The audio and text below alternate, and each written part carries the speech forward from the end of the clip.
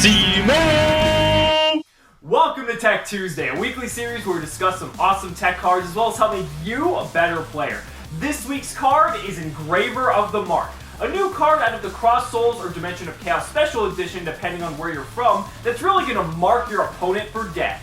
Now, Engraver of the Mark is a dark level 4 spellcaster effect monster with 1800 attack and 1200 defense, and the effect reads that during either player's turn, when your opponent declares a card name to activate an effect, you can discard this card to declare a card name of your own. Then that effect of that card that your opponent declared becomes the new name that you declared.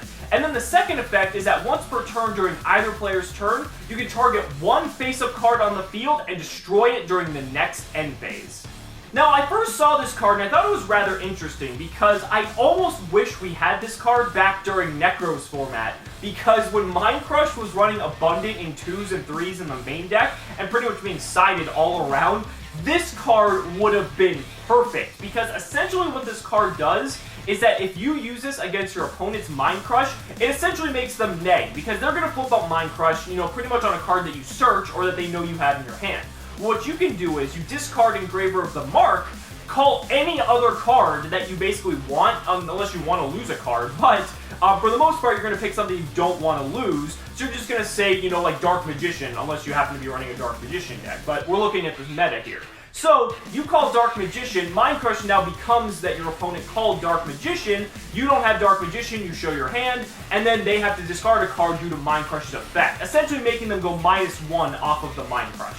Now, Engraver of the Mark isn't just limited to Mind Crush. There are actually several cards that you have to declare a name in order to activate them, and it actually could see some viable uses. For example, Sideblocker is actually starting to see some play in the meta, especially in Pepe, because you can Pendulum Sideblocker out. You can declare a card name you don't want your opponent to use, and then basically that could lock them out from essentially winning the game. Well, with Engraver of the Mark, you can turn that against them, because then if they Pendulum summon that Sideblocker, they declare whatever card name they want. You know that they're playing Pepe at that point, so you can discard this, declare something, let's say like Naturia Beast, because that's something that's popular and people wanting to go into that play, or anything else you really don't want them to go into because you know it might affect your turn, and then that's it. You could call something like Wavering Eyes so that they can't Wavering Eyes your field during your turn. So, the possibilities with this card and Sideblocker are pretty endless. Just to throw it out there as well, Prohibition is also another card that's semi-popular where you activate by declaring a card name. So, being able to do that would be really useful as well.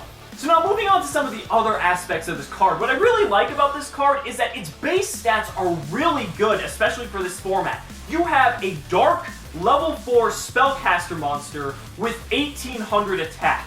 Right there, the value from just the power alone, 1800 is a fairly big number in this format. And on top of that, the fact that it's dark and a spellcaster and a level 4 just plays into the entire Pepe archetype as well, so it just goes all hand in hand. It can just be purely beneficial. Now moving on to the last effect. So the last effect reads that once per turn during either player's turn, you can target one face-up card on the field and destroy it during the next end phase. Well, there's a lot of really awesome applications that this card has, because essentially, the first turn you summon this card, it's not going to do anything, and that's okay. But the turn thereafter, meaning your opponent's next turn, you can basically be popping a card every single turn for free, because the cool thing about it is, if it leaves the field, the effect's still going to go off, because it's like Crimson Blader, it's lingering. It doesn't need to remain face up for that effect to resolve. And on top of that, it's also really cool because this card's just a super easy way to out Floodgates. Like, if you're sick of seeing like Anti-Spell Fragrance, Imperial Iron Wall, really anything, this card, as long as you give it one turn and its effect goes off, that card's going to be gone by the time the next end phase rolls around.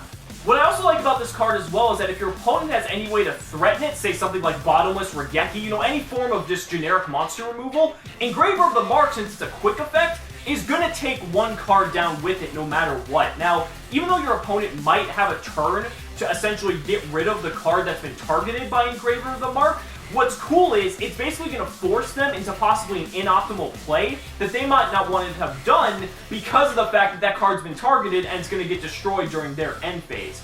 Or you're just going to get that card killed for free, essentially making Engraver of the Mark a 1-for-1 no matter what.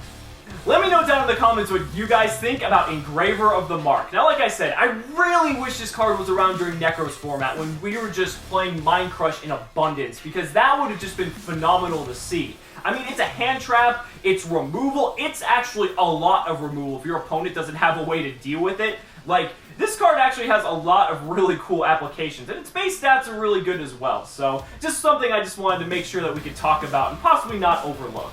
Thank you all so much for watching the video. We'll see you next week. Cimoooooooo!